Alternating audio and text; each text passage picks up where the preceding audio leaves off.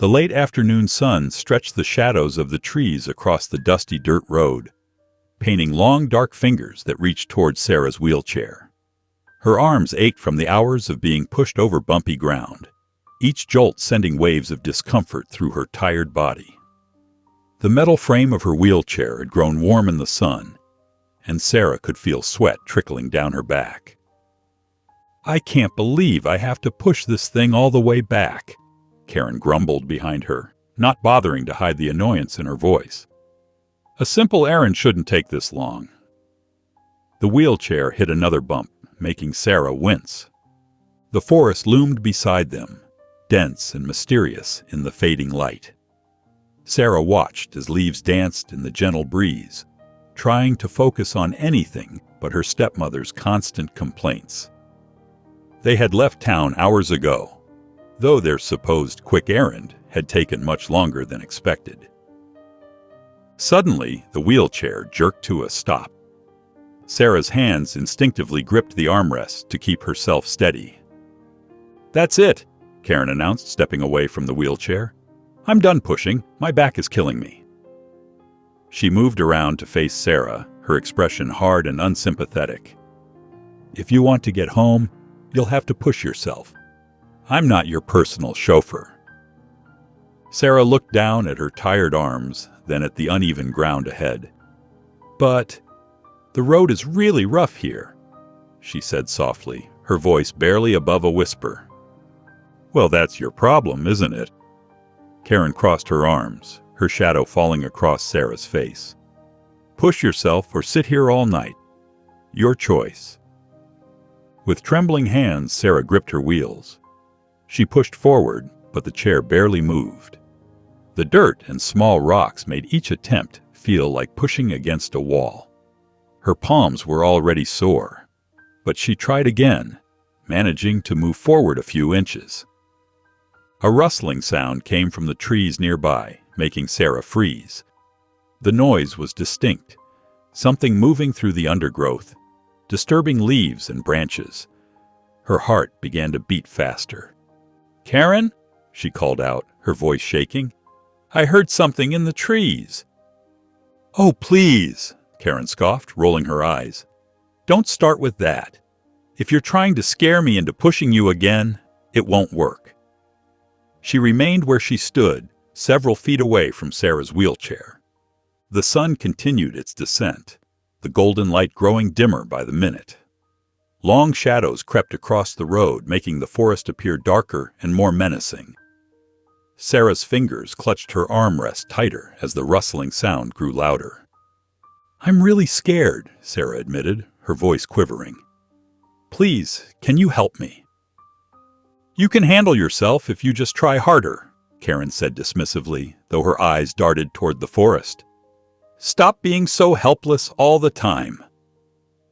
The rustling intensified, coming from the thick brush beside them. Sarah's heart pounded in her chest as she stared at the darkening forest, the last rays of sunlight fading behind the horizon. Karen muttered something about needing to move along, but made no move to help, leaving Sarah alone in her wheelchair as the mysterious sounds grew closer. The forest shadows deepened as a massive form emerged from behind the trees. Sarah's breath caught in her throat as a large brown bear lumbered into view, its powerful shoulders rolling with each step. The animal's wet nose twitched as it sniffed the air, letting out a low grunt that made Sarah's whole body tremble.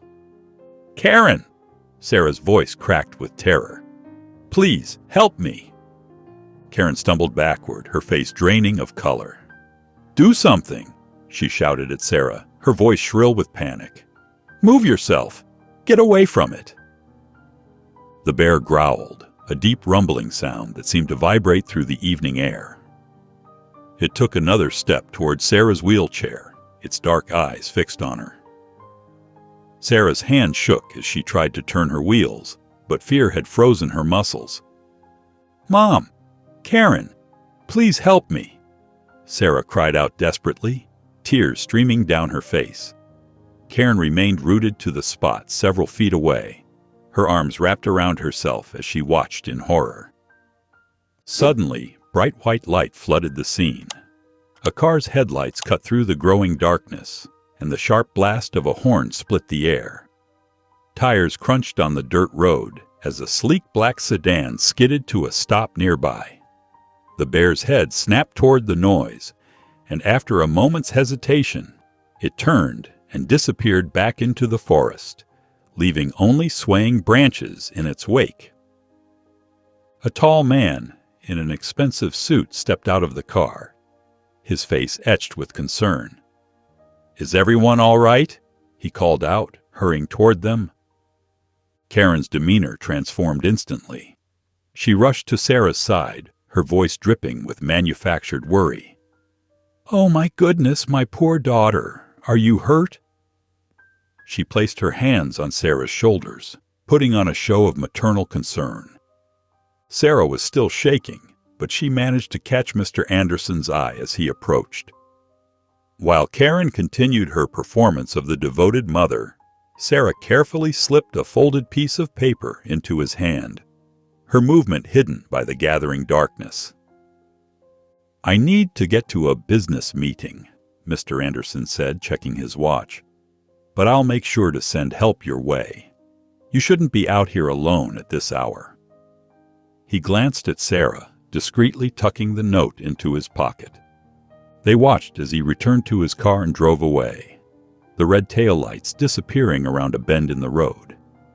As soon as he was gone, Karen's facade crumbled. Her face twisted into a scowl as she glared at Sarah. "Great! Just great!" Karen muttered, roughly grabbing the handles of Sarah's wheelchair. "As if this day wasn't long enough already." She pushed the chair forward with angry, jerking movements that made Sarah bounce painfully in her seat. Sarah blinked back tears as they started their journey home under the darkening sky, the first stars beginning to appear above them. Karen continued to mutter about the inconvenience, each word sharp with irritation, while Sarah remained silent, enduring the rough treatment of her wheelchair. The front door clicked shut as Karen turned the lock, her movements sharp with anger. The metallic sound echoed through the entryway like a prison gate closing. Sarah sat quietly in her wheelchair, her stomach growling after the long journey home, her fingers fidgeting nervously in her lap. The small living room was dimly lit by a single lamp, casting long shadows across the worn carpet, its frayed edges testimony to years of neglect. "What were you thinking, causing such a scene?" Karen spun around to face Sarah, her voice harsh and cutting through the silence. "Drawing attention to us like that. And that man, we didn't need his help. Do you want everyone knowing our business?" Sarah's shoulders hunched as Karen continued her tirade, each word striking like a physical blow. Her arms ached from the hours of being pushed roughly along the road, the bruises already forming beneath her sleeves, and her throat felt dry with thirst. But Karen paid no attention to Sarah's obvious exhaustion, or the way she longingly glanced toward the kitchen, where the tap dripped steadily in the darkness. Across town, in an elegant hotel restaurant with crystal chandeliers and crisp white tablecloths, Mr. Anderson sat through his business dinner, his mind occasionally drifting back to the strange encounter on the dirt road. The meeting dragged on longer than expected, filled with polite conversation and careful negotiations, though he found himself struggling to focus on the discussion of profit margins and quarterly reports.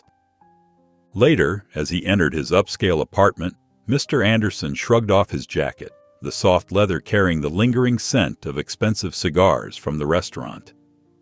Something crinkled in the pocket, and he paused, remembering the small piece of paper the girl had slipped him. He pulled out the folded note and smoothed it open under the bright overhead lights, his hands trembling slightly. The handwriting was careful, but showed signs of trembling, each word pressed deeply into the paper as if written with desperate determination. "Please help me. My stepmother Karen is mean to me. She doesn't feed me enough and yells all the time. My dad died last year and now no one loves me. I'm scared. Could you please rescue me? Or maybe adopt me? I promise I'll be good." Mr. Anderson sank into his leather armchair, the note weighing heavily in his hands like a stone of responsibility. Guilt washed over him as he remembered how quickly he had driven away, leaving the girl behind in the growing darkness. He thought of her frightened face in the headlights, the bear that could have harmed her, and the stepmother's dramatic change in behavior when he appeared, like a mask slipping into place. In his quiet, well-appointed living room, Mr. Anderson stared at the note, regret clouding his features and settling deep in his chest. His jaw set with determination as he made up his mind to find the young girl who had reached out to him so desperately, knowing sleep would not come easily until he took action. Meanwhile, in their small house across town, Karen ordered Sarah to her room without dinner, ignoring the soft rumbling of the child's empty stomach and the silent tears that slipped down her cheeks as she wheeled herself away into the darkness. The first rays of sunlight crept through Sarah's narrow window, painting thin golden lines across her small bed. Her room was nearly empty, just a bed, a rickety dresser, and a few worn clothes hanging limply in the open closet. Her stomach ached from missing dinner the night before, and her arms still felt sore from the previous day's ordeal. "Get up! There's work to be done!" Karen's sharp voice cut through the morning quiet. Sarah slowly pushed herself up, carefully transferring from her bed to her wheelchair with practiced movements. In the kitchen, Karen thrust a damp cleaning cloth at Sarah. "The floor's filthy. Clean it properly this time." She watched with crossed arms as Sarah tried to maneuver her wheelchair while leaning down to wipe the floor, her face contorted with the effort. Next door, Mrs. Yates stood at her kitchen window, coffee cup forgotten in her hand, as she watched the scene unfold. Through the window, she could see Karen's mouth moving, her expression harsh as she berated the young girl. Mrs. Yates' nursing instincts tingled with concern.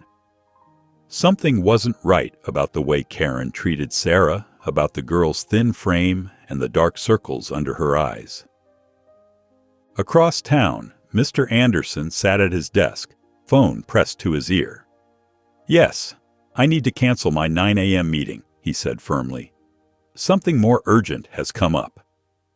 After ending the call, he immediately dialed another number. "Thompson Investigations?"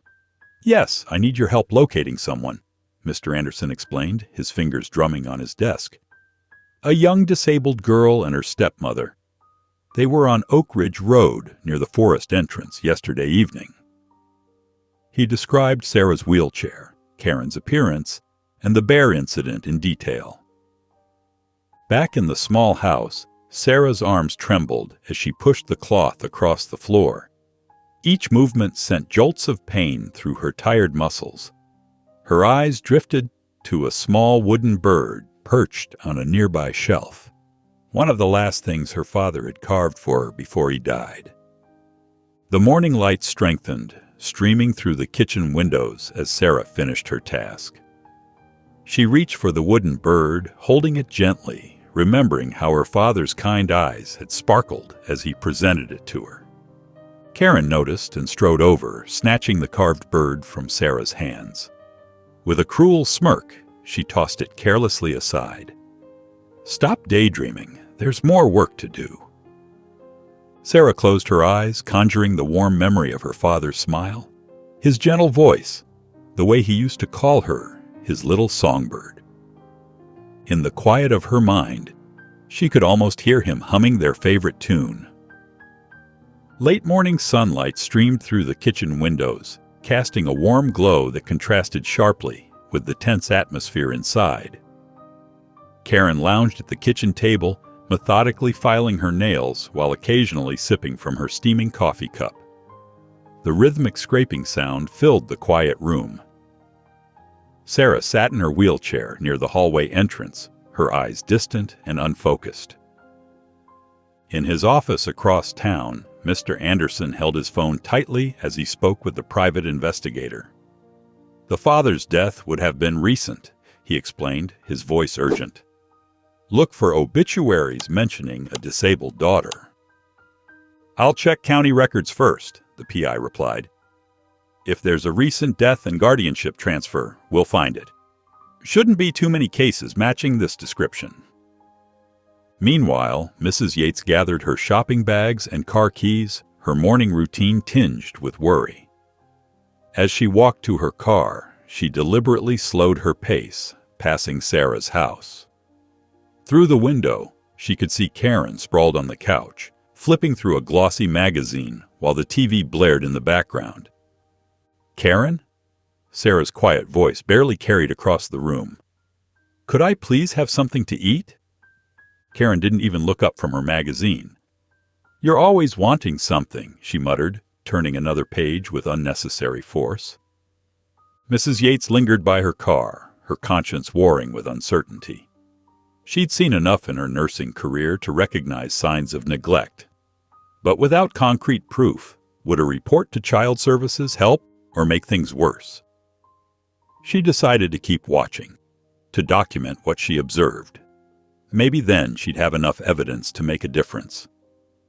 The sun climbed higher in the sky as noon approached. Sarah's stomach growled audibly, breaking the artificial quiet created by the TV's chatter. With an exaggerated sigh, Karen finally stood up and walked to the kitchen. She returned with a piece of bread that had clearly gone stale. "Here," she said, tossing it onto Sarah's lap. "And don't ask for anything else. Do you know how expensive food is these days?" Karen stormed out of the room, her complaints about costs and burdens trailing behind her. Sarah held the hard bread in her trembling hands. As tears welled up in her eyes, she took small, careful bites, trying to make the meager offering last as long as possible. The sun continued its upward climb, indifferent to the quiet suffering below. The early afternoon sun blazed through the living room windows, casting long shadows across the worn carpet as Karen grabbed her purse from the counter. She checked her lipstick in her compact mirror before snapping it shut. "I'm going to get groceries," she announced, not bothering to look at Sarah, who sat quietly in her wheelchair. "Don't touch anything while I'm gone, and don't even think about trying to reach the phone." The door slammed shut with enough force to rattle the window panes, leaving Sarah alone in the quiet house. The steady hum of the refrigerator was her only companion, a monotonous drone that seemed to emphasize her isolation. Across town, Mr. Anderson's phone rang while he was reviewing case files at his mahogany desk. The PI's voice crackled through the speaker, filled with urgency. "I found something interesting, sir. There was an obituary from 3 months ago. Mark Jensen, a local carpenter known for his custom furniture. He left behind a disabled daughter named Sarah and a wife, Karen, who became the girl's legal guardian after a surprisingly quick court proceeding." Mr. Anderson leaned forward in his leather chair, his fingers drumming thoughtfully on the desk. "Was there any mention of assets?" "That's where it gets interesting," the PI continued, papers rustling in the background. "There was a modest inheritance, specifically designated for Sarah's care. Medical expenses, equipment, that sort of thing. But from what you described about their situation, the girl's outdated wheelchair, her worn clothes, the lack of proper care, something doesn't add up." Mr. Anderson's jaw tightened as he fought to control his rising anger. "You think the stepmother might be misappropriating the funds?" "It's possible. These cases aren't uncommon, unfortunately. A guardian gets control of money meant for a child's care and uses it for personal benefit instead. I've seen it too many times before." In the quiet living room, Sarah closed her eyes, trying to hold back tears as she remembered her father's warm smile and the scent of sawdust that always clung to his clothes. His strong, calloused hands had always been so gentle when helping her, whether it was brushing her hair or adjusting her wheelchair. "I'll always make sure you're taken care of, sweetheart," he used to say, his eyes crinkling at the corners. "No matter what happens." The front door opened with a bang, and Karen stomped in with a single small bag of groceries, her heels clicking sharply against the floor. "These prices are ridiculous," she complained, slamming the items onto the counter with unnecessary force. "Do you know how much everything costs? If I didn't have to buy special foods for you—" She left the sentence hanging, but her meaning was clear as she shot Sarah a resentful glare. As the afternoon light began to shift, painting the walls in deepening shades of amber, Karen gathered up several folders and papers from her cluttered desk. Sarah watched silently as her stepmother disappeared into the bedroom, the distinct click of a lock echoing through the house like a final punctuation mark. Sarah sat quietly in her wheelchair, her hands folded in her lap, uncertain what tomorrow might bring, but clinging to a tiny spark of hope that someone would notice, someone would care. The early evening settled over the small bedroom like a heavy blanket. Sarah sat in her wheelchair next to the window, holding the worn wooden toy her father had carved for her 8th birthday.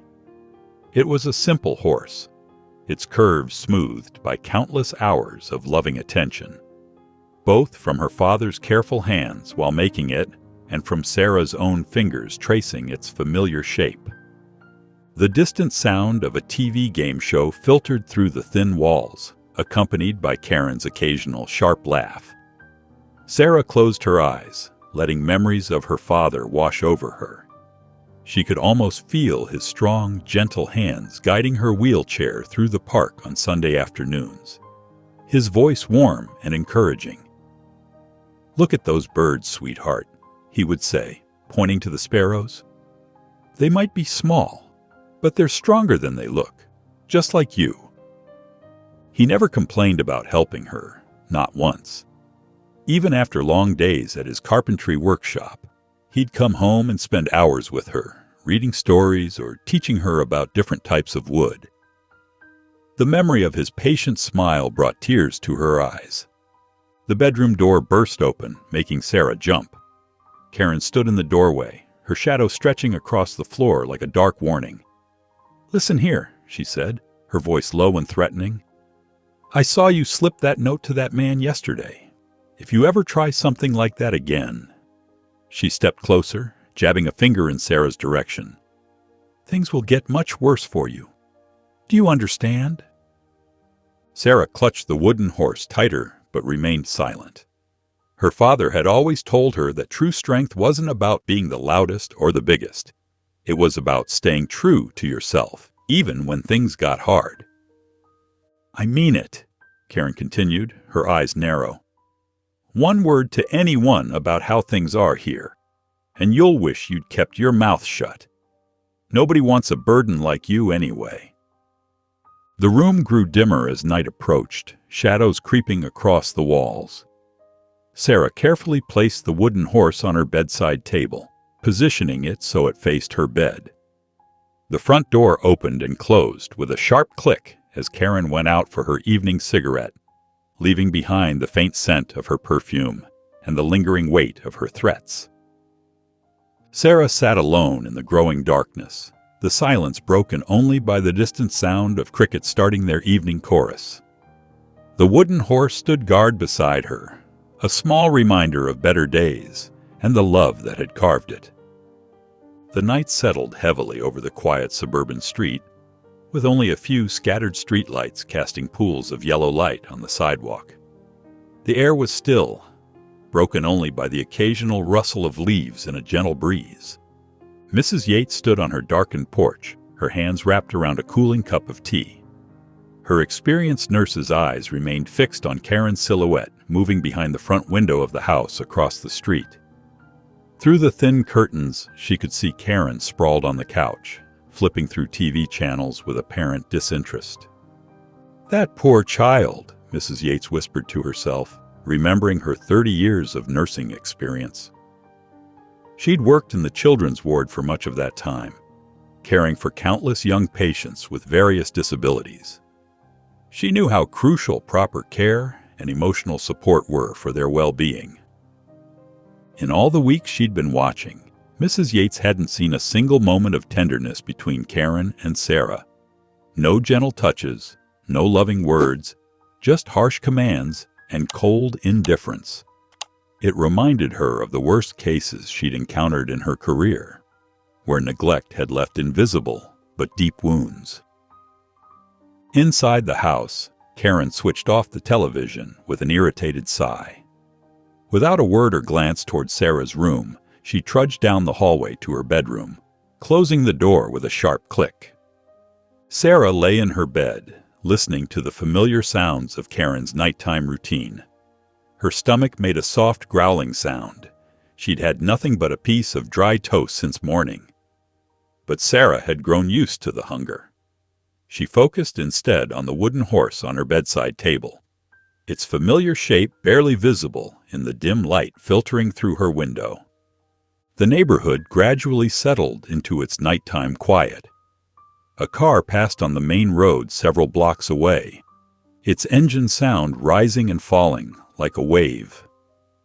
Sarah's eyes grew heavy, and she finally drifted into an uneasy sleep. While across the street, Mrs. Yates continued her silent vigil, determination growing in her heart to help this child somehow. The distant sound of cars on the main road provided a soft backdrop to the tension that hung in the air, like an invisible cloud over the sleeping neighborhood. The middle. The morning sunlight crept through Sarah's small window, casting thin rays across her worn bedspread, illuminating the tiny dust particles that danced in the golden light. Outside, sparrows chirped their morning songs, a gentle reminder that a new day had begun, while a cool breeze rustled through the leaves of the old maple tree. Sarah's muscles ached from yesterday's floor-cleaning ordeal, each movement a reminder of Karen's harsh demands. But something inside her felt different today, a tiny spark of hope she couldn't explain, like a warm ember glowing in her chest. In his modern apartment across town, Mr. Anderson sat at his kitchen table, a cup of coffee growing cold beside him as he studied the PI's preliminary report. His forehead creased with worry. His fingers traced the obituary of Mark Stevens, Sarah's father, and the subsequent guardianship documents listing Karen as the sole caretaker, noting several inconsistencies that made his stomach clench.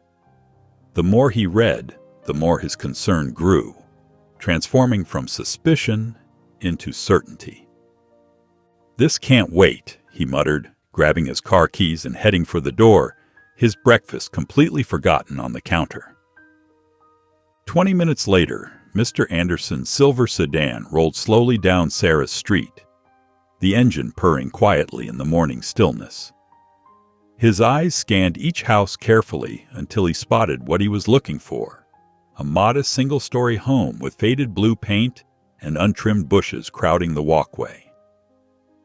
Through the living room window, he could see the unmistakable shape of a wheelchair, and in it, a small figure with downturned head, her thin shoulders hunched forward. Even from this distance, he recognized Sarah's delicate features from their encounter during the bear incident, and his heart ached at her lonely silhouette. His first instinct was to march up to the door and confront Karen directly, his hands already tightening on the steering wheel. But years of business negotiations had taught him the value of strategy, of careful planning and precise timing. If he acted too hastily, Karen might find ways to hide evidence of neglect, or worse, retaliate against Sarah, making the girl's life even more unbearable. "Not yet," he whispered to himself, easing his foot off the brake, though every fiber of his being wanted to stop. "We need to do this right." As his car reached the corner, he took one last look in his rearview mirror, the image burning itself into his memory. Inside the house, Sarah sat quietly in her wheelchair, her small hands folded in her lap, her eyes following the slow-moving vehicle.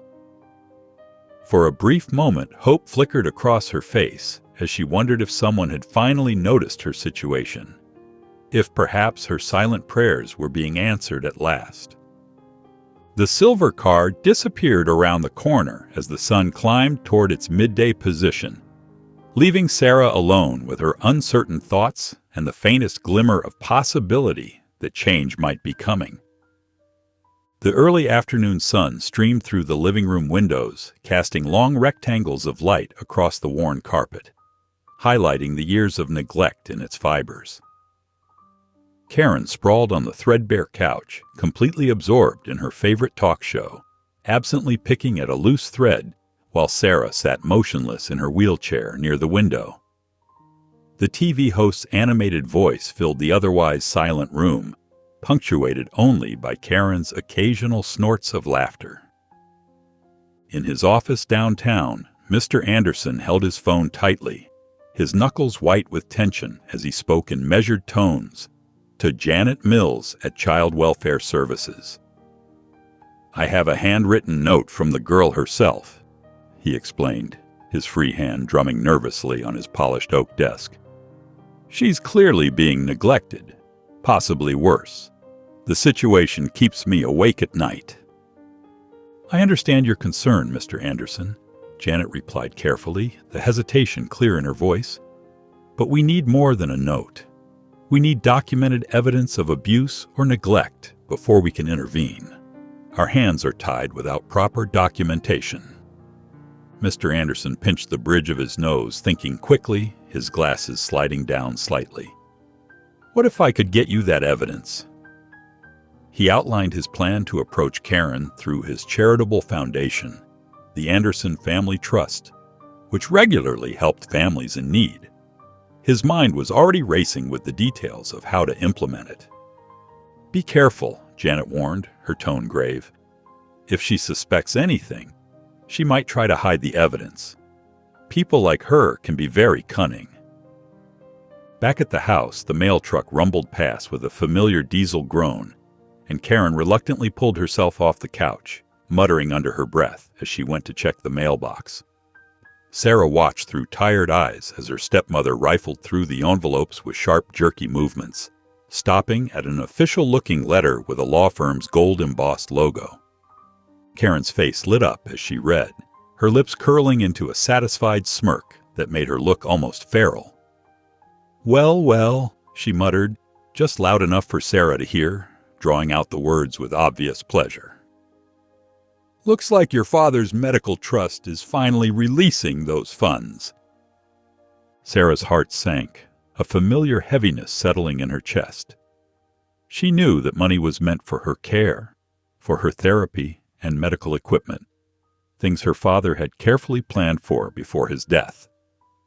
But the predatory gleam in Karen's eyes told a different story, one that made Sarah's stomach twist with dread. As the afternoon light began to fade, casting longer shadows across the room, Karen switched off the TV with a sharp click and grabbed her phone. She paced the room like a caged animal, speaking in hushed but excited tones to someone about redirecting payments and alternative arrangements. With each call, her smile grew wider, more predatory, her voice taking on a sing-song quality that made Sarah shiver. Sarah sat helplessly in her wheelchair, the leather straps feeling especially tight today, watching as Karen plotted to steal the money her father had set aside for her care. The afternoon shadows lengthened across the floor, while Karen made call after call, her face showing nothing but smug satisfaction, occasionally throwing triumphant glances in Sarah's direction. Golden morning light filtered through the kitchen window as Karen sat at the worn wooden table, her manicured fingers wrapped around a steaming coffee mug. Her eyes kept drifting to the official letter propped against the sugar bowl, its gold letterhead gleaming in the sunlight, making the embossed text shimmer like a promise of riches. She pulled the letter closer, scanning the contents again with growing satisfaction. The words, "Release of Medical Trust Funds," and "Therapeutic Care Allocation," jumped out at her. Karen's lips curved into a calculating smile as she sipped her coffee, her mind working through the possibilities, already counting the money she could siphon away. "Why waste money on expensive therapy?" she muttered to herself, glancing toward Sarah's closed bedroom door with undisguised disdain. That rundown care facility on Mason Street would do just fine. Plenty left over for me that way.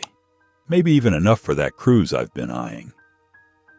Outside, the morning breeze rustled through the maple trees lining the street, their leaves dancing in the gentle wind.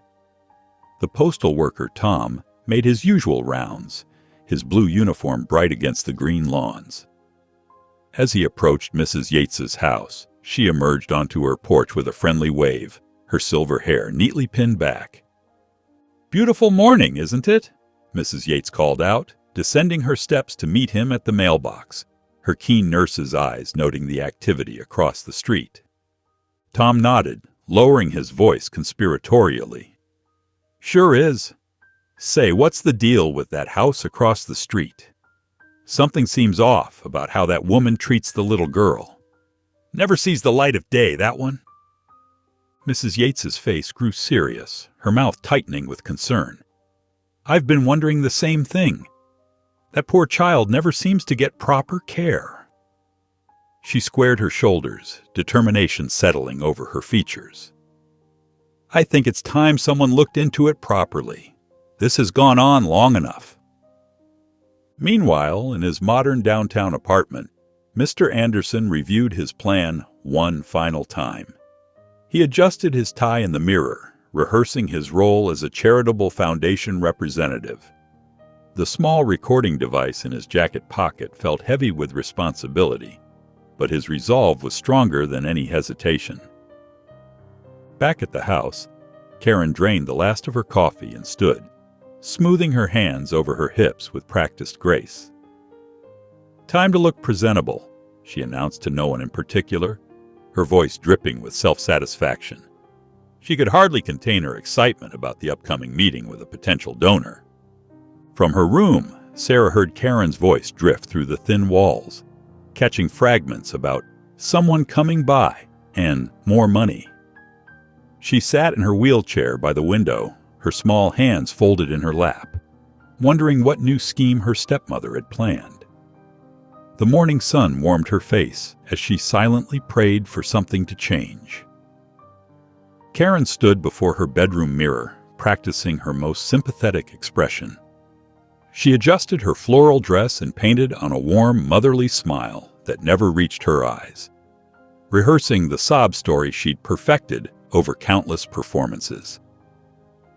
The early afternoon sun cast long rectangles of light across the living room floor through the partially drawn curtains. Karen had hastily dusted and arranged the furniture, creating an illusion of domestic order. In the corner, Sarah sat quietly in her wheelchair, wearing a clean dress that Karen had roughly pulled over her head that morning. A knock at the door made Karen straighten her shoulders and smooth her hair. She opened it to find a modestly dressed man with kind eyes, Mr. Anderson, though she didn't recognize him from their previous encounter. "Mrs. Wilson, I'm James Smith, from the Children's Hope Foundation," he said warmly, using his cover name. "We specialize in assistance for families with disabled children." Karen's face transformed into a mask of maternal devotion. "Oh, how wonderful!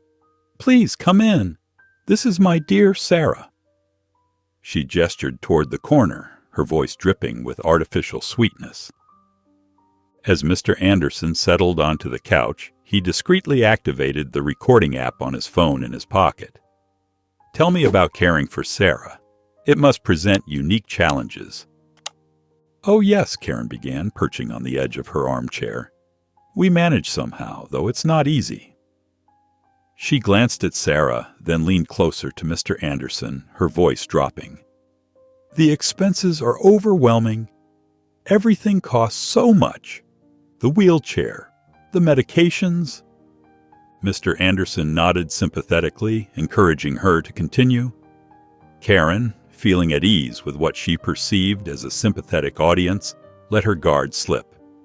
"Sometimes I wonder why I'm stuck with such a burden," she said, her true nature emerging. "She's completely useless, really. Can't do anything for herself. Just sits there, eating up money we could use for better things." Sarah's eyes widened as she watched Mr. Anderson. She recognized him instantly, the man who had scared away the bear with his car.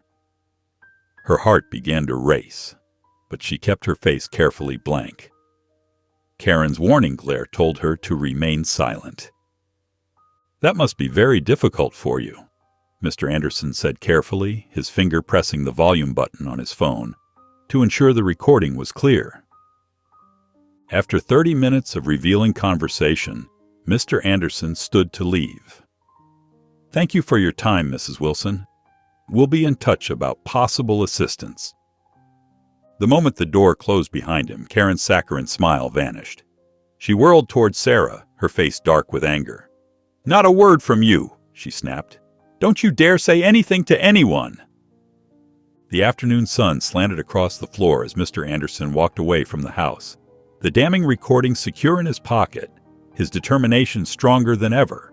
The late afternoon sun cast a warm glow through the kitchen window as Karen spread documents across the table. Her fingers traced over lines of text detailing Sarah's inheritance, medical funds, trust accounts, and property left by her father. A calculator sat nearby, its display showing various calculations. In his office downtown, Mr. Anderson's phone buzzed. The PI's voice came through clearly. "Sir, something's not right with these guardianship papers. The signatures don't match up, and the dates are inconsistent. I believe Mrs. Wilson may have forged some of these documents to gain control of the funds." Mr. Anderson's jaw tightened. "Can you prove it?" "We'll need an expert to examine them, but yes, I think so." Across the street from Karen's house, Mrs. Yates sat at her kitchen table, an old address book open before her. Her fingers found the number she'd been searching for. James Miller, Sarah's father's cousin. She dialed with slightly shaking hands. "Hello?" a deep voice answered. "Mr. Miller? You don't know me, but I'm a neighbor of Sarah's. Your cousin Mark's daughter?" Mrs. Yates kept her voice low, glancing out her window toward Karen's house. "I'm very concerned about her welfare. Her stepmother, Karen. Well, something isn't right." James listened intently as Mrs. Yates described what she'd observed. "I'll be there as soon as I can," he promised. "Maybe tomorrow evening. Thank you for calling." Inside Karen's house, Sarah sat in her wheelchair by the living room window, a tattered copy of The Secret Garden open on her lap. The book's pages were worn smooth at the corners from years of reading. She didn't know that help was coming, but she found comfort in the story of another lonely child who finally found happiness. Karen gathered the papers from the kitchen table, checking each one carefully. She walked to a wooden cabinet in the corner and pulled out a small key from her pocket. The drawer opened with a soft click, and she tucked the forged documents inside, locking them away securely. Sarah watched from the corner of her eye but remained silent, turning another page in her book as the late afternoon shadows stretched across the floor. Outside, the sky began showing the first hints of evening, painted in soft shades of amber and rose. The night settled over the quiet neighborhood like a heavy blanket, bringing with it a stillness that seemed to muffle even the distant sounds of traffic. Inside Karen's house, a single lamp cast weak shadows across the living room walls, creating ghostly shapes that danced and shifted with every passing car's headlights. Sarah sat in her wheelchair, listening to the muffled sounds of Karen's television through the closed bedroom door, the laugh track from some sitcom echoing hollowly through the walls. Her hands gripped the wheelchair's wheels tightly, knuckles white with tension. The house felt smaller at night, more suffocating, as if the walls themselves were slowly closing in around her. With careful, practiced movement, Sarah rolled toward the front door, her heart thumping against her ribs like a trapped bird. The wheels made soft whispers against the carpet as she moved, each rotation measured and deliberate to minimize noise. The door lock clicked open under her trembling fingers. the sound seeming impossibly loud in the quiet house. Sarah held her breath, glancing toward Karen's room, but the TV sounds continued unchanged, punctuated by occasional bursts of canned laughter. Cool night air brushed her face as she eased the door open just enough to slip through, the hinges mercifully silent. The porch boards creaked softly beneath her wheels, the wood worn smooth from years of use.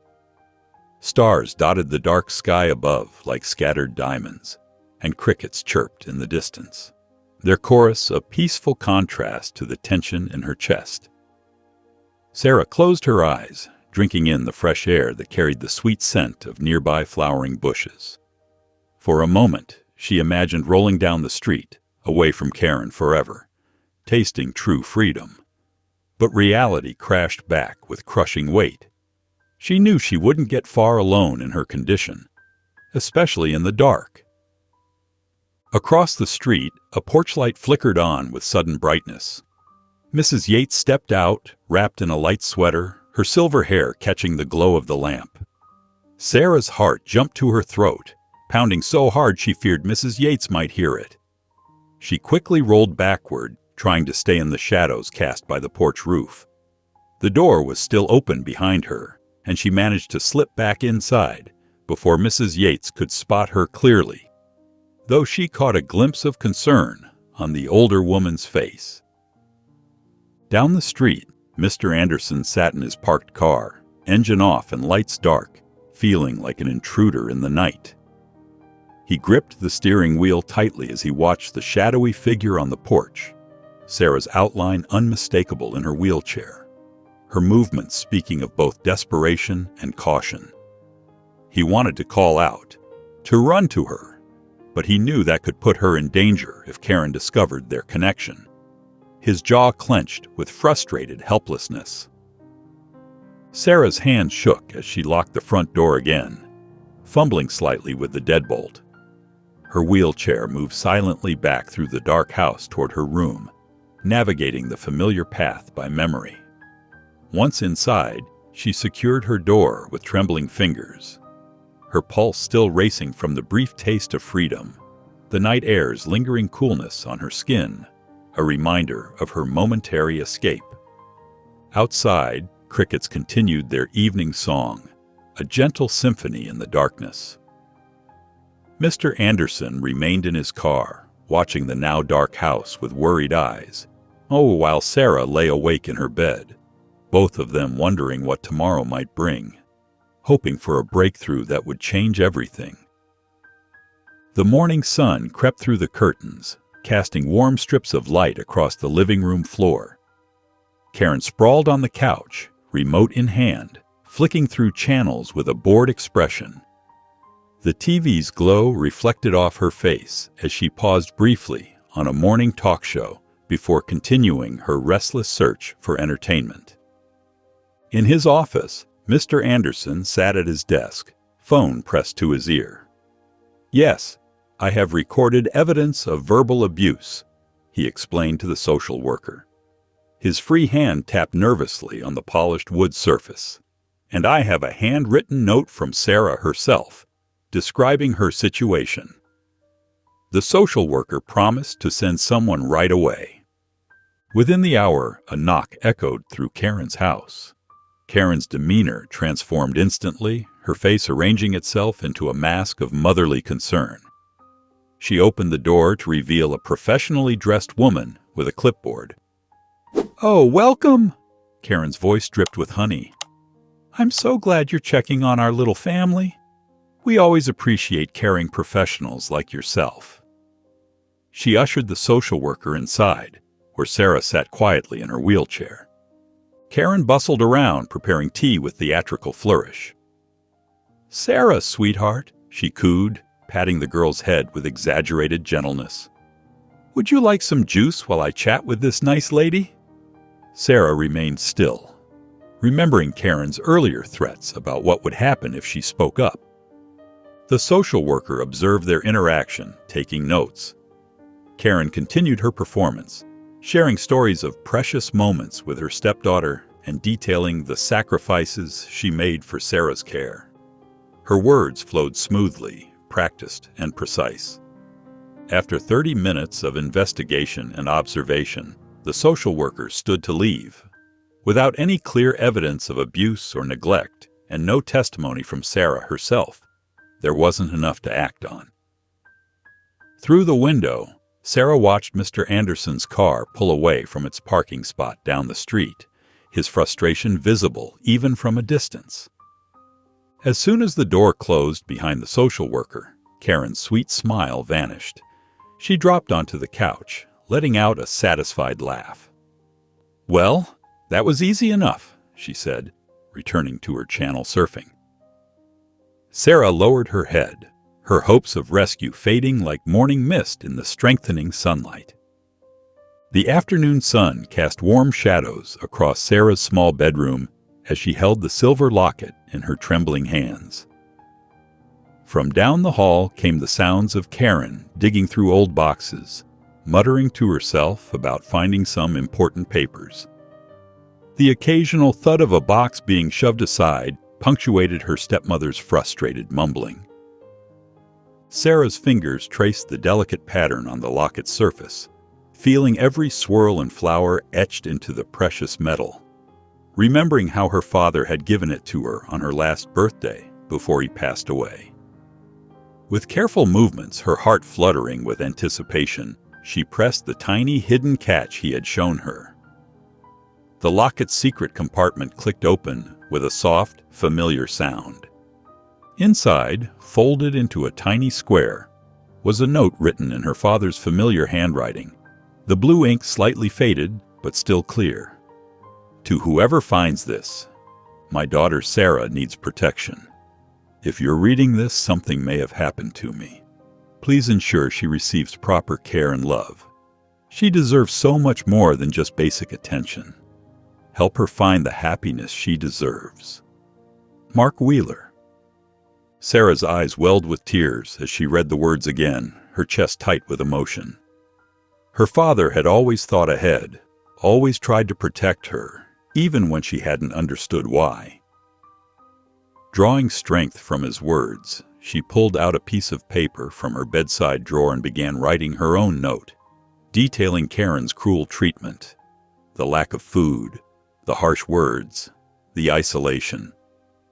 Her pencil moved quickly across the paper, recording every painful memory. The sound of Karen's phone ringing echoed through the house, its sharp trill breaking the afternoon quiet. "Hello?" Karen's voice grew fainter as she walked toward the kitchen, deep in conversation about some financial matter Sarah couldn't quite make out. Sarah saw her chance. With determined movements, she wheeled herself quietly down the hall and out the side door, carefully maneuvering around the squeaky floorboard near the entrance.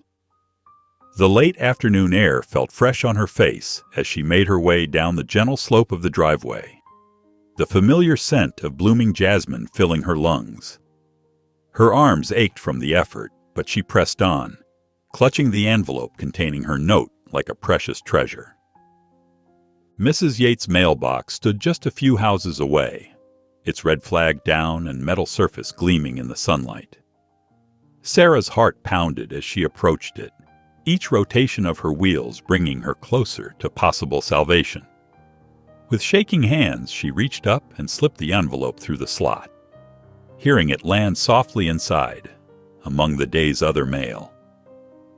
She hurried back, her wheelchair rolling smoothly on the sidewalk, the familiar route home never feeling longer. Sarah managed to return to her room just as Karen's phone call ended, the last echoes of her stepmother's voice fading away.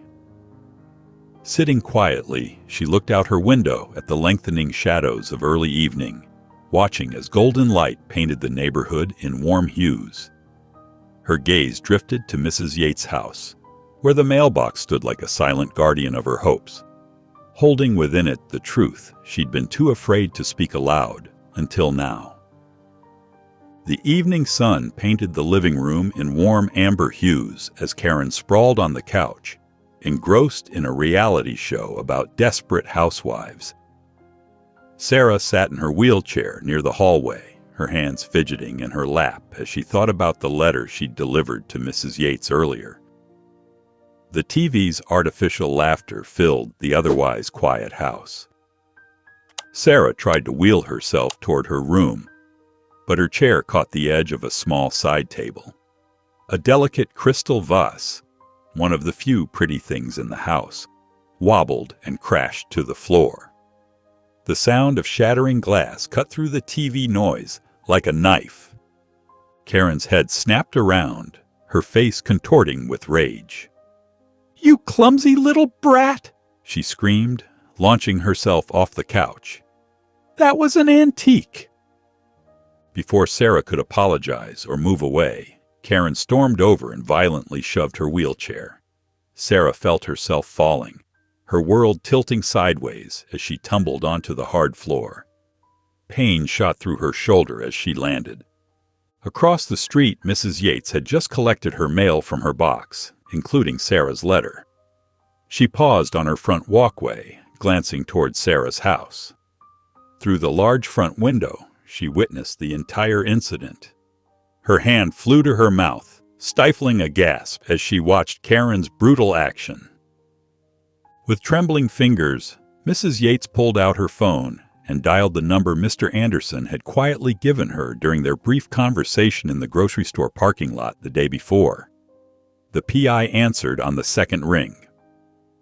"I just saw it," Mrs. Yates whispered urgently into the phone. "She pushed Sarah right out of her wheelchair. The poor child is on the floor right now. I'm a witness. I saw everything through the window." Inside the house, Sarah lay on the floor, fighting back tears as she tried to pull herself back into her wheelchair. The effort made her arms shake, but she refused to ask Karen for help. Karen stormed down the hallway, her footsteps heavy with anger. "Clean up this mess," she shouted, before slamming her bedroom door so hard the walls seemed to shake. The night settled in fully now, darkness creeping through the windows. Sarah's tears fell silently as she struggled with her wheelchair.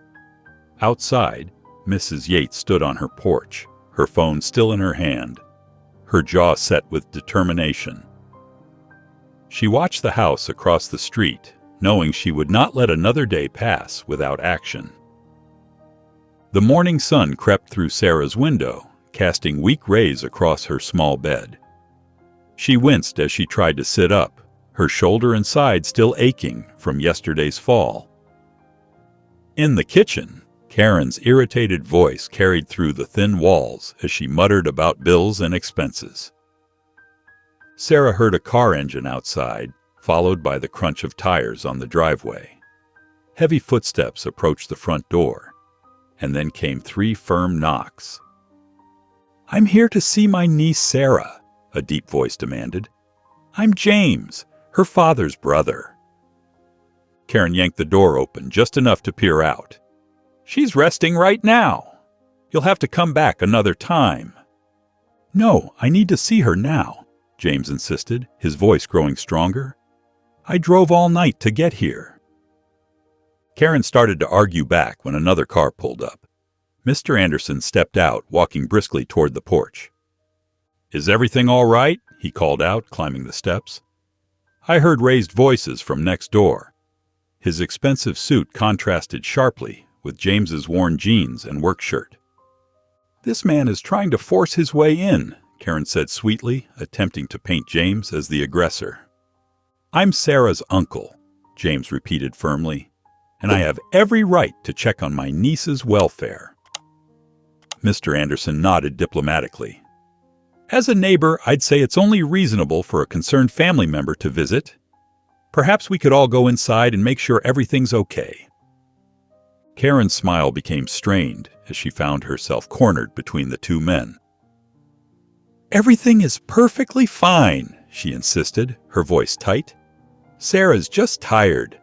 There's really no need for all this fuss." "Sarah?" James called out, his voice carrying through the doorway. "Sarah, honey, are you there?" A weak Uncle James came from inside the house. Karen's face paled slightly as the 3 adults stood on the porch, morning sunlight highlighting the tension in their faces. The wind rustled through nearby trees, the only sound breaking the heavy silence.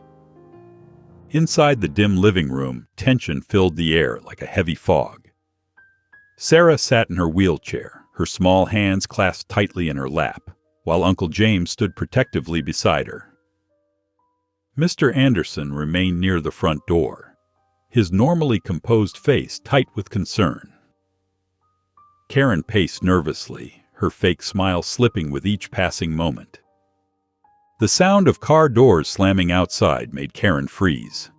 2 police officers entered first, followed by a woman in a business suit carrying a thick folder, the Child Protective Services worker.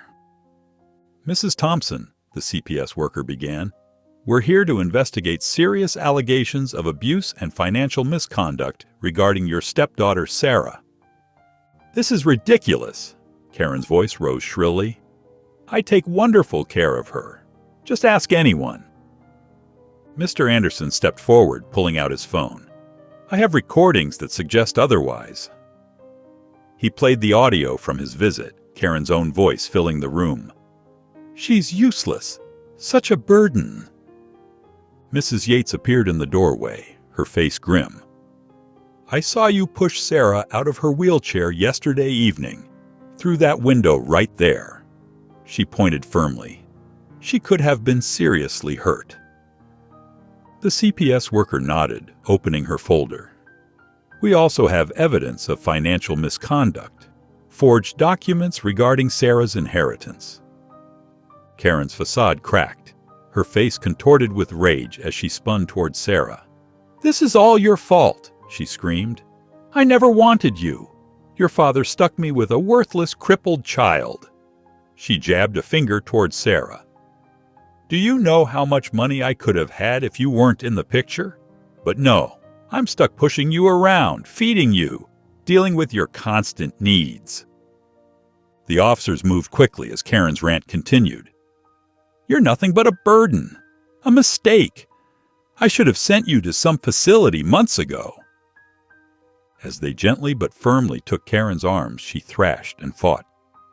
"You can't do this to me. That money is mine. I deserve it after everything I've put up with."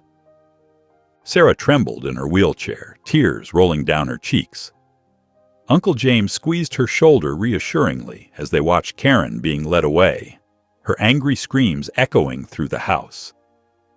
The late morning sunlight streamed through the windows, casting long shadows across the floor as Karen was escorted out the front door, still yelling accusations and threats. The living room felt different now, lighter somehow, despite the heavy atmosphere of official business still lingering. Sunlight streamed through the windows, casting warm patches on the worn carpet where just hours ago police officers had stood taking statements.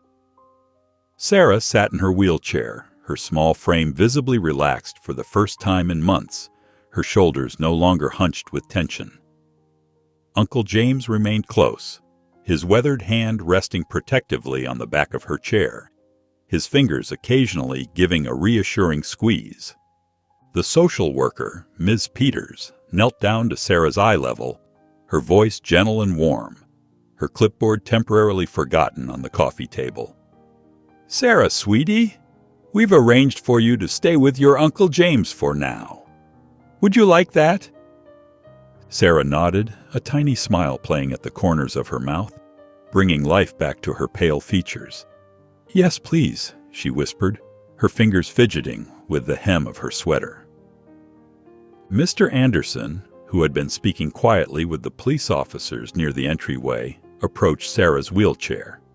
His expensive suit was slightly rumpled from the long day, but he paid it no mind as he lowered himself to one knee beside her, his usually confident business demeanor softening. "Sarah, I need to apologize to you," he said, his voice thick with emotion, his hands clasped tightly together. "That note you gave me the night of the bear incident, I should have read it immediately. I'm so sorry I didn't act faster." Sarah's eyes welled with tears, but these were different from the ones she'd shed before. These sparkled with hope rather than fear. "You still helped me," she said softly, reaching out to touch his sleeve. "You came back." Uncle James cleared his throat, his expression a mix of gratitude and concern, his work-worn hands tightening slightly on the wheelchair. "I want to take care of Sarah properly," he admitted, looking at Ms. Peters, his voice carrying the weight of his worry. "But I'm between jobs right now. My apartment's small and He trailed off, clearly uncomfortable discussing his financial situation, a slight flush creeping up his neck. Mr. Anderson stood up, straightening his tie with practiced movements. He didn't say anything about James's admission, but his jaw set with determination as he watched the social worker complete the temporary guardianship paperwork, his mind already forming plans. As the afternoon progressed, the house slowly emptied of officials, their voices and footsteps fading away one by one. Sarah clutched the small wooden toy her father had carved, now safely tucked in her lap, her fingers tracing its familiar edges, while Uncle James gathered what few belongings she had, carefully placing them in a worn duffel bag. Mr. Anderson stepped outside into the warm afternoon sun, watching as James carefully helped Sarah into his old sedan, taking extra care with her fragile legs. Sarah turned in her seat, looking back through the slightly dusty window. Her eyes met Mr. Anderson's, and she raised her small hand in a wave of gratitude, the ghost of a smile still lingering on her face. A few days have passed since Karen's arrest. These days had been calm and accounted for. Sarah moved in with Uncle James in a small apartment downtown. It was now a sunny morning. Sarah woke in Uncle James's spare room, the room modest but warm and welcoming. James had managed to acquire a better mattress for her and some basic medical supplies. As Sarah stretched her arms, wincing slightly from the lingering soreness, she heard the familiar sound of a car pulling up outside. Curious, she wheeled herself over to the window and peeked out, her face lighting up with recognition. Mr. Anderson stepped out of his sleek sedan, accompanied by a young woman carrying a large case. Sarah watched as they made their way to the apartment door, and a moment later, there was a gentle knock. Uncle James opened the door, his weathered face creasing into a grateful smile. "Mr. Anderson, please come in," he said, ushering the pair inside. "And who might this be?" "This is Tina, a physical therapist I've arranged to work with Sarah," Mr. Anderson explained, gesturing to the young woman. "I thought it would be best to get her started on a proper rehabilitation program as soon as possible." Tina stepped forward, her warm smile putting Sarah at ease. "It's a pleasure to meet you, Sarah. I'm here to help you regain your strength and mobility. Are you ready to get started?" Sarah glanced at her uncle, who nodded encouragingly. "Okay," she said softly, wheeling herself closer. Over the next hour, Tina gently guided Sarah through a series of exercises, helping her stretch and strengthen her arms and core. Sarah winced at times, but the therapist's gentle encouragement and the look of pride on Uncle James's face spurred her on. When they finished, Tina presented Sarah with a brand-new custom-fitted wheelchair, complete with ergonomic cushions and adjustable footrests. "This should make getting around much easier," she said, helping Sarah transfer into the chair. Sarah ran her fingers over the smooth armrests, a smile slowly spreading across her face. "It's beautiful," she whispered, her eyes shining with grateful tears. Mr. Anderson watched the scene, his own expression softening. "I'm glad you like it, Sarah," he said, stepping forward. "And this is just the beginning. I've arranged for Tina to come by 3 times a week to work with you. I want to make sure you have everything you need to thrive." Uncle James cleared his throat, blinking rapidly. "Mr. Anderson, I don't know how to thank you," he said, his voice thick with emotion. "This is too much." Mr. Anderson raised a hand, silencing him gently. "Please don't worry about that. I'm just glad I can help." He turned to Sarah, his gaze warm and sincere. "You deserve to have the best care and support, Sarah. That's what I want for you." Sarah looked up at him, her smile widening. "Thank you," she said, her voice stronger than it had been in months. "For everything."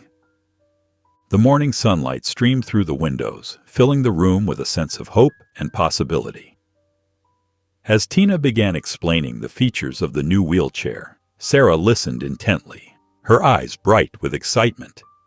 For the first time since her father's passing, she felt a glimmer of joy and the promise of a brighter future. It's early afternoon, the same day. Uncle James and Sarah sit at the small kitchen table in his apartment, sharing a simple but wholesome lunch. The warm sunlight filtering through the window cast a comforting glow over the modest space. As they ate, an air of contentment settled over the pair. Sarah, her new wheelchair parked nearby, savored every bite, relishing the hearty flavors.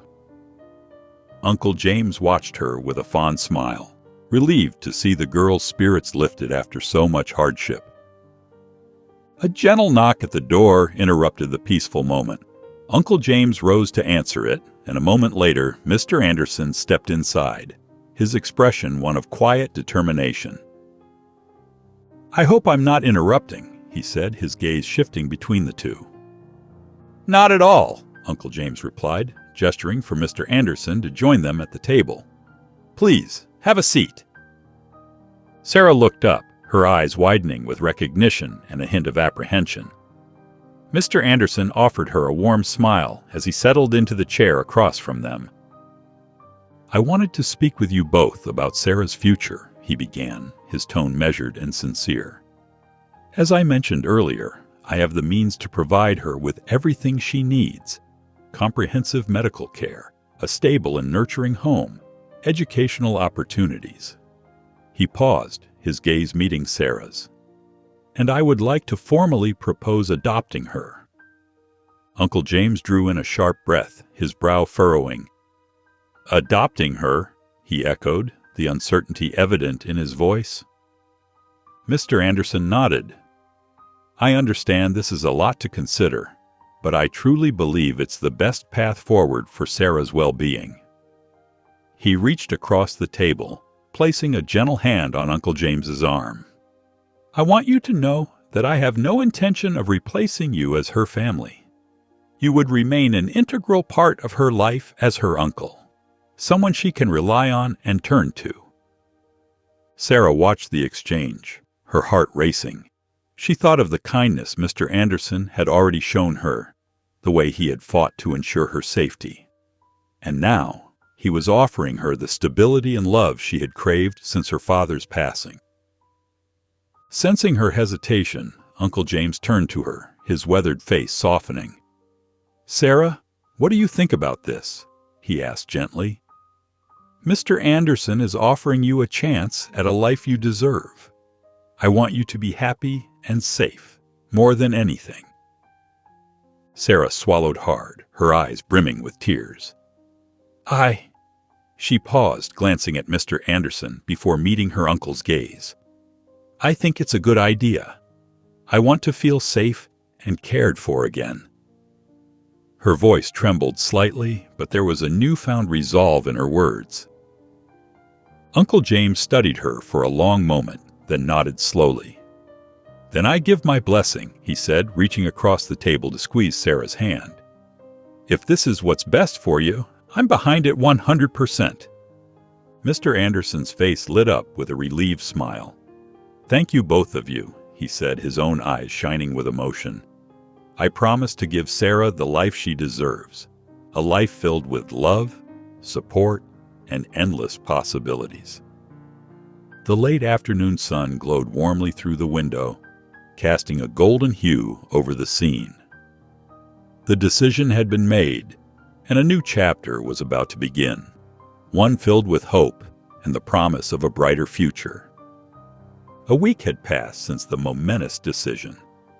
The autumn sun cast warm rays across the sidewalk as Mr. Anderson's car pulled up to Sarah's old house. Sarah sat in the passenger seat, her new wheelchair folded neatly in the trunk.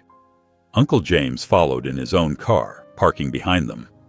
The house looked different now, smaller, less threatening. Sarah wheeled up the familiar ramp, Mr. Anderson and Uncle James following close behind. The empty rooms echoed with their footsteps as they entered. "Take your time, Sarah," Mr. Anderson said softly, standing back to give her space. Sarah moved through the house slowly, gathering the few precious items that meant something to her. In her small bedroom, she found the locket hidden beneath her pillow, where she'd kept it safe. The wooden toy her father had carved, a little bird with outstretched wings, sat on the windowsill, dusty but intact. She carefully placed both items in the canvas bag hanging from her wheelchair. Each object held memories of her father's love, tangible reminders of happier times. They drove to the cemetery next, the autumn breeze rustling through nearby trees. Sarah's wheelchair rolled smoothly over the maintained paths until they reached her father's grave. The headstone was simple, bearing his name and dates with the words, "Beloved Father," beneath. The three stood in respectful silence. Sarah closed her eyes, feeling the warmth of the sun on her face. In her heart, she thanked her father for watching over her, for somehow helping these good people find their way to her. Mr. Anderson placed a gentle hand on her shoulder, while Uncle James stood close by, both men protective and caring in their own ways. Back at Uncle James's apartment, Sarah wheeled into the small room that had become her temporary haven. The space already felt different from the previous week, warmer, safer. Her therapy sessions had begun showing progress, and she found herself trusting more each day that this new life was real. She carefully removed the locket and wooden toy from her bag, placing them on the bedside table where she could see them. The late afternoon sun slanted through the window, catching the metal of the locket and making it gleam. Sarah looked up at Mr. Anderson and Uncle James standing in the doorway, their faces kind and patient. No words were needed in that moment of shared understanding and gratitude.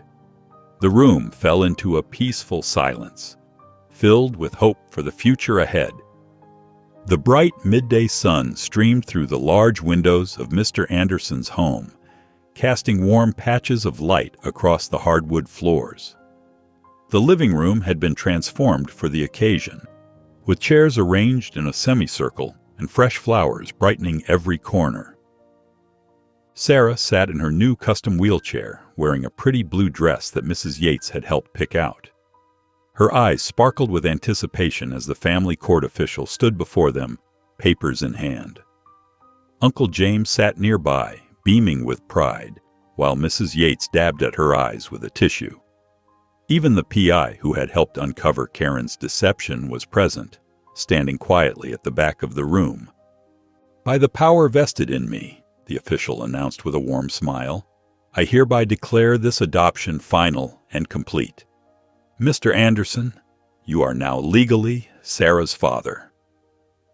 Sarah's eyes welled with tears of joy as Mr. Anderson knelt beside her wheelchair and gave her a gentle hug. The small gathering broke into applause, their faces reflecting the happiness of the moment. In the dining room, they shared a celebratory meal together. Sarah demonstrated her growing independence, smoothly maneuvering her wheelchair around the table. The new chair fit her perfectly, allowing her to reach things on her own and move freely through the spacious house. "Look how well I can turn now," Sarah exclaimed, making a neat pivot to face Mrs. Yates, who wrapped her in a warm embrace. "You're flourishing, dear," Mrs. Yates whispered, holding Sarah close. "Just as you deserve to." Uncle James approached Mr. Anderson, extending his hand. "Thank you," he said, his voice thick with emotion. "You've given her everything I wished I could." He clasped Mr. Anderson's shoulder in gratitude. As the afternoon progressed, Sarah and Mr. Anderson stepped out onto the wide patio. The sunshine enveloped them in its warmth, and Sarah closed her eyes, savoring the feeling of safety and love that surrounded her. She opened them again to gaze at the horizon, her heart full of hope for the future that lay ahead.